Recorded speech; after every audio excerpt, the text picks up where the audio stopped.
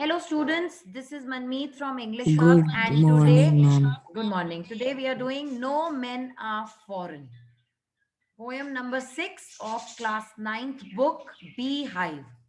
No Men Are Foreign basically poem लिखी गई है इस बारे में कि हम जितने भी लोग हैं भले ही हम अलग अलग कंट्रीज में रहते हैं बट हमको पोएट बताना चाहते हैं कि आखिरकार हम हैं तो ह्यूमन बीइंग्स ही चाहे हम लोगों की कास्ट अलग हो क्रीड अलग हो मे बी स्किन का हमारा कलर अलग हो यू नो कोई भी रीजंस हो या हम अलग तरह के कपड़े पहनते हो but actually eight the end of the day हम सब एक्चुअल में ह्यूमन बीइंग्स हैं so let's see the first paragraph remember poet हमसे रिक्वेस्ट करते हैं कि याद रखिए नो मेन आर स्ट्रेंज कोई भी इंसान स्ट्रेंज नहीं है अजीब नहीं है अलग नहीं है नो कंट्रीज फॉरेन और कोई भी कंट्री को आप फॉरेन मत समझिए beneath all uniforms here stand for कि हमारे जो भी ड्रेसेस हैं डिफरेंट तरह के हम पहनते हैं उन सब के नीचे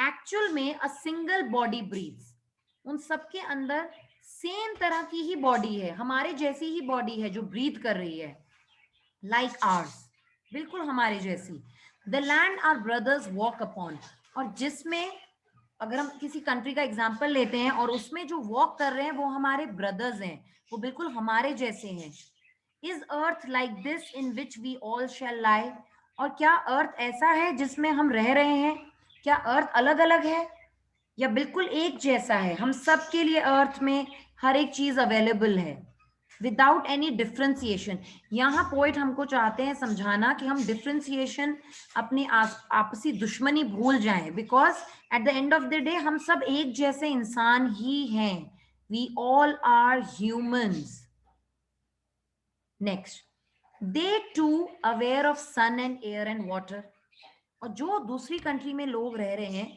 उन्हें भी पता है कि सन क्या है इनफैक्ट वो ये कहना चाह रहे हैं कि जो अर्थ है वो सेम वे में उन पे शार करता है अर्थ की सन की सनलाइट या एयर देता है या वाटर देता है ये सारी चीजें वहां भी अवेलेबल है बिल्कुल same are fed by peaceful harvest by wars long winters dark और अगर वो भी खाना खाते हैं तो अर्थ के ऊपर जितनी भी हार्वेस्ट लगती है राइट तो वो उसको यूज करके उसको खाना खाते हैं हार्वेस्ट करते हैं है ना काटते हैं क्रॉप्स को और अगर वॉर्स होती हैं लॉन्ग विंटर तो वहां पे भी लोग भूख से मरते हैं तो वो कह रहे हैं ये बिल्कुल हमारे जैसे हैं अगर वॉर के कारण आप की हर तरह से नुकसान होता है तो उनका भी होता है देयर हैंड्स आर आर्स उनके हाथ भी हमारे जैसे हैं and in their lines we read a labour not different from our own और जो मेहनत हम करते हैं वो भी बिल्कुल सेम है अगर हम मान लीजिए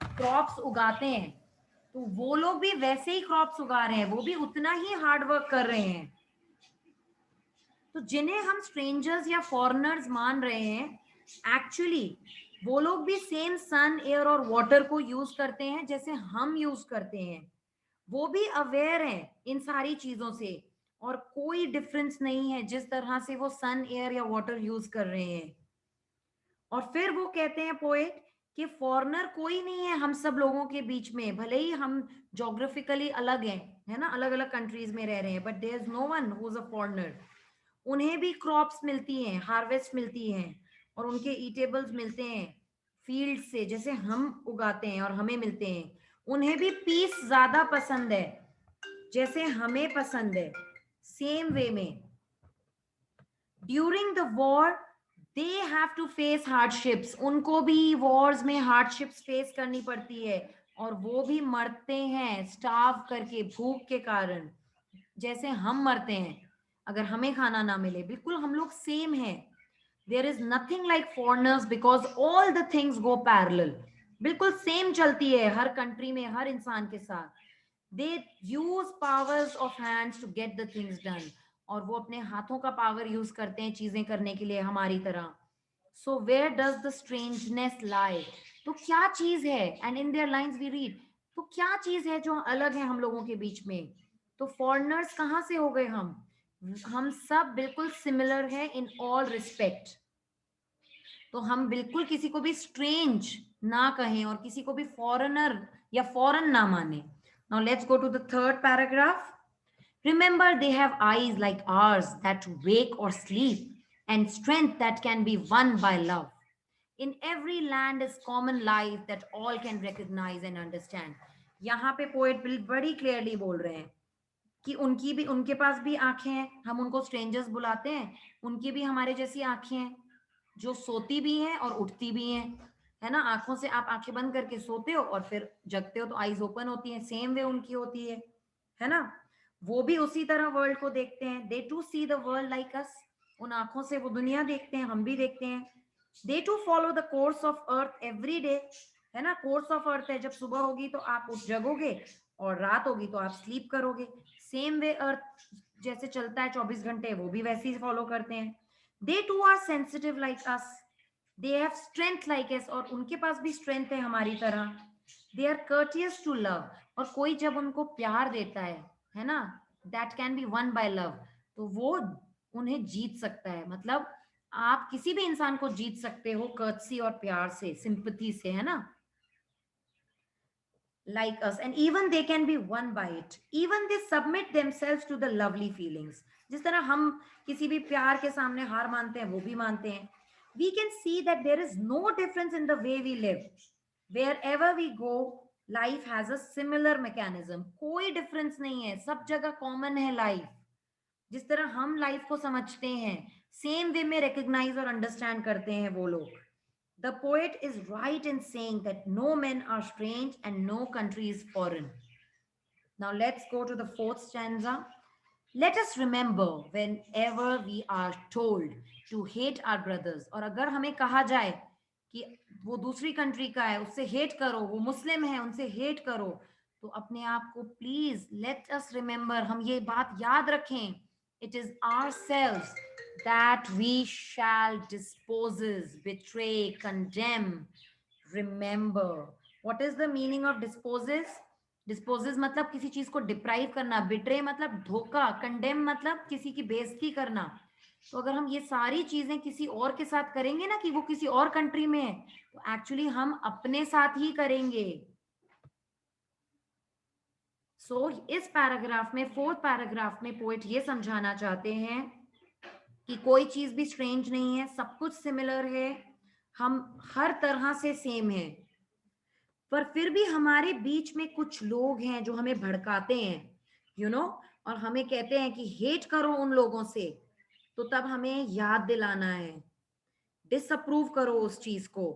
ब्रदरहुड की फीलिंग को जगाओ, प्रोवोक करो और याद रखो, अगर हम किसी भी तरह का धोखा देंगे, उनको नहीं, हम खुद को देंगे. अगर हम कोई भी नुकसान करेंगे या किल करेंगे उनको, तो एक्चुअली हम अपने आप को, हम अपनी खुद की स्पिरिट्स को भी बुरी तरह से धोखा देंगे. हम खुद को अब्यूज करेंगे. हम सबको अलाइन होना चाहिए. दैट मीन्स हम सबको अलाइन रहना चाहिए. ब्रदरहुड की फीलिंग को आगे रखना चाहिए अपने से. Now the last paragraph.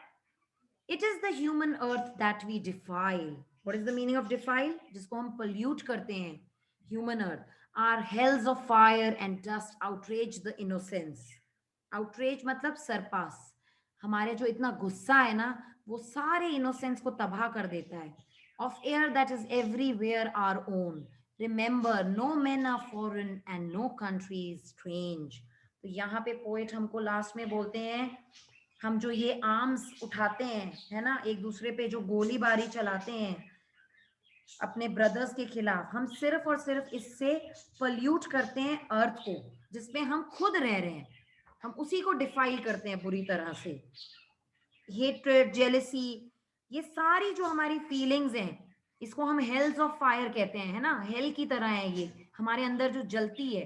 और इन सब चीजों को, इनकी वजह से हमारा इनोसेंस खत्म होता है और हम पूरे अर्थ को बर्बाद करते हैं. और ये जो स्टेट ऑफ प्रोवोकेशन होता है, जब हमको कोई प्रोवोक करता है कि नहीं वो तुम्हारा दुश्मन है, ये कभी भी जस्टिफाइड नहीं है. किसी को मारना कभी भी जस्टिफाइड नहीं होता बेटा लाइफ में. हम बहुत ही बड़ी ग्रेव मिस्टेक, ग्रेव मतलब सीरियस मिस्टेक करते हैं ऐसा करके. हम खुद की जो हवा है, हमारे खुद के लैंड को बर्बाद करते हैं, क्योंकि किसी भी वॉर में ऐसा थोड़ी है कि सिर्फ उनके लोग मरेंगे और उन्हीं को नुकसान होगा। नुकसान तो बेटा हमेशा दोनों तरफ होता है। तो वो हमें बोलते हैं कि ये ब्लंडर हमें नहीं करना चाहिए। तो वी शुड नॉट थिंक, और हमेशा याद रखना है, no man are foreign and no country is strange, and it is written by James Kirkup, a beautiful poem.